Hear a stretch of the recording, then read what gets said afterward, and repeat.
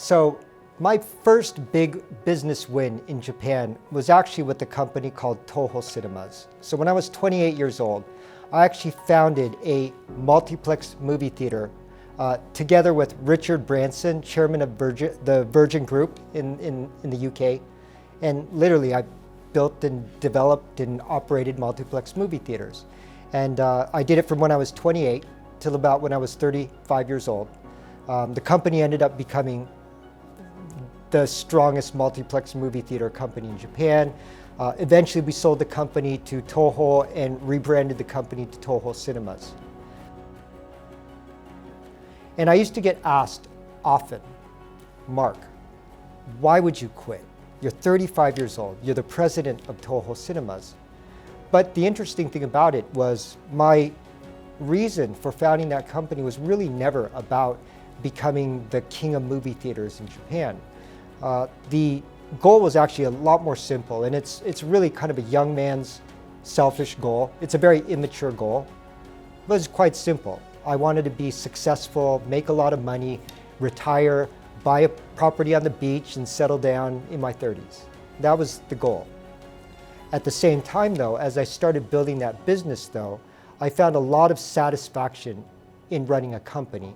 However, at the time that I sold the company to Toho, I did feel that the work that I could do in Japan's movie industry and the growth that I could have as a businessman within Toho Cinemas or within that company was complete.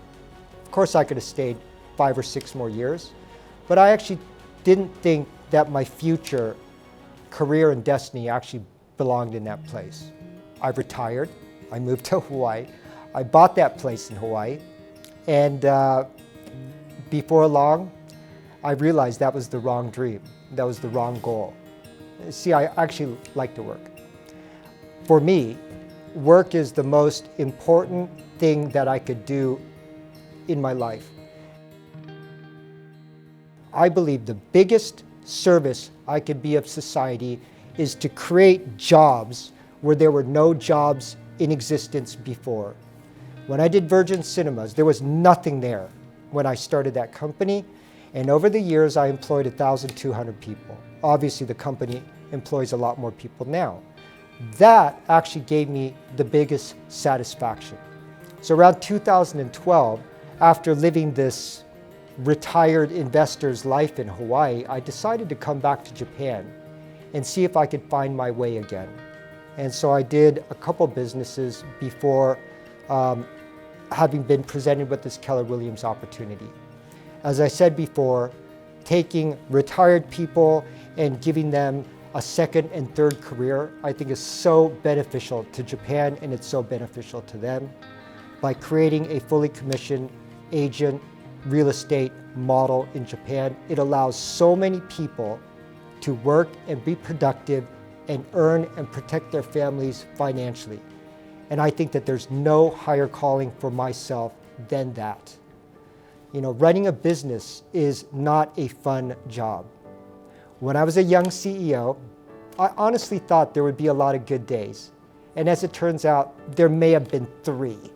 There may have been 3 good days. The day I opened Roppongi Hills, the day I opened my first cinema, maybe, and probably the day that I signed the deal for Roppongi Hills Virgin Cinemas. But other than that, all the days are horrible. But I realized though, that for me, it's the challenge of running a business. It challenges me mentally, physically, emotionally, and morally. That is the most important thing for me. I'll take the challenge every single day. You know, every single day there's always something wrong. There's always something to fix. There's always something that's not exactly right. And it's being able to look at that reality and say, you know what, Mark, you got 24 hours today. You're going to do your best.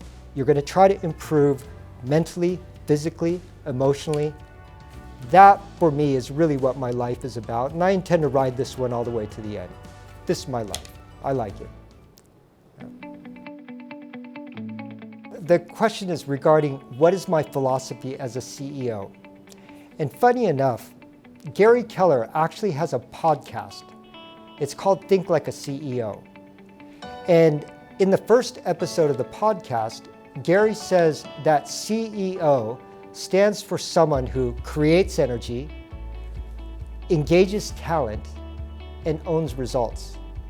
It was interesting, when I heard that podcast, I thought to myself, you know what, I actually agree with all these three things. If I think about my philosophy then, I actually agree with all three. My number one job is to create energy. When you start a venture business, like I said before, there's a lot of good things, there's a lot of bad things, but essentially it is a marathon run. And it's not just for myself. You know, I have to build a roadway for this business to grow, and that takes energy. So the number one thing that a CEO needs to do is they need to create energy, at least in a venture company. And by the way, you may have a venture company that's more technical focused or engineering focused. So the CEO might actually, in fact, be an engineer. Think Microsoft. Bill Gates was the engineer, but he had Steve Ballmer to create energy. That's what you need. You think of Apple, yeah, Steve Wozniak, he was the technical genius initially, but Stephen Jobs created the energy. That's what's important to me. That's part of my philosophy. And because of that, I've actually made some very intentional decisions in my lifestyle to ensure that I've got the energy that I want to give into this business. So first of all, I'm actually 100% vegan. I'm not saying that that's the right lifestyle choice for everyone, but my body did change substantially since becoming 100% vegan. I dropped a lot of weight. My health markers changed substantially. I have more energy. The other big thing that I changed in my life is the time I wake up. So at some point, a couple years ago, I thought to myself, I need more energy. If I'm going to lead this organization the way that I want to lead it, because I'm 54 years old right now.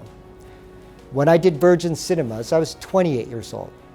So I don't have the same energy level that I did back then. I needed to figure out how to have the same amount of energy. So I did a lot of research online, and one of the things I realized is that all successful leaders wake up early. And I've read a lot about how the psychology of that works. And I understand this, but still though, at my age, I was waking up at 7 o'clock, 6:30, like everyone else. But I figured, how do I get my lifestyle at a point where I'm waking up very, very early? Because I figured the earlier I wake up, the more energy I'm going to have. And it's interesting, I did my research, and then I focused on one person, the CEO of Apple, Tim Cook. He wakes up at 3:45 every single morning. He's a CEO that I respect, a leader that I respect, and I read articles about him and his morning ritual. And I thought, if Tim wakes up at 3:45, then I'm going to wake up at 3 o'clock. The decision making was as simple as that. In order for me to wake up at 3 o'clock, I need to go to sleep early. I also can't drink. I also can't go out to dinners. And I also have to be conscious of the type of food I put into my body, which is also another reason why the vegan dietary guidelines work for myself.